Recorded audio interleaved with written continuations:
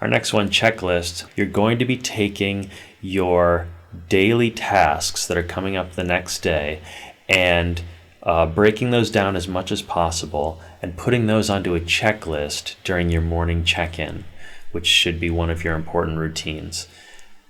Your checklist is a checklist for the day, so go ahead and date that list. And you're going to also want to have a checklist potentially for each of your roles. I like to have multiple little notebooks, and again, this can be a little bit overwhelming for some atypicals, and yes, I do occasionally leave my notebooks places where they shouldn't be and get notebooks confused, but it does make sure that I always have a notebook close to hand, and if I put the date on it, I can't get them confused, and I can sync up those lists later, even if I make multiple lists in each room of my house. Those will all eventually come together because I have a system for that. So prioritize those tasks that you're going to be doing by their urgency and then their importance. So do the most urgent and most important thing first, and estimate how long it's going to take.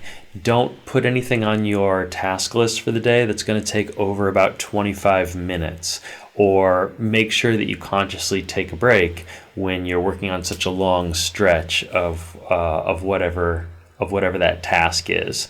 You know, it's nice to keep things nimble, keep us switching, and hyperfocus can also be good, but it's important to remain aware of it. So try to keep those tasks on your checklists down to 25 minutes.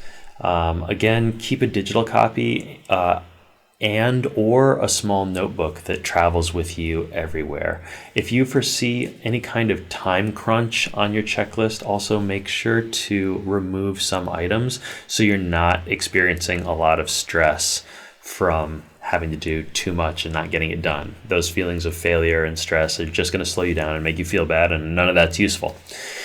And then I would say either check off or even highlight completed tasks on your checklist. Highlighting them is nice because, you know, erasing them makes it easy to forget what you've accomplished. So highlighting the task or just doing a strike through or something, a check mark's next to it, one of those is better, and it's going to be better to revisit that and reward yourself at your evening checkout when you look back at all you've done and you want to connect emotionally with that feeling of pride and relief at the end of the day. All right, so that pretty much covers checklists. Yeah, you can have a checklist for a specific task as well, if it's going to be a more involved thing. So you could even make that a subsection of your daily checklist.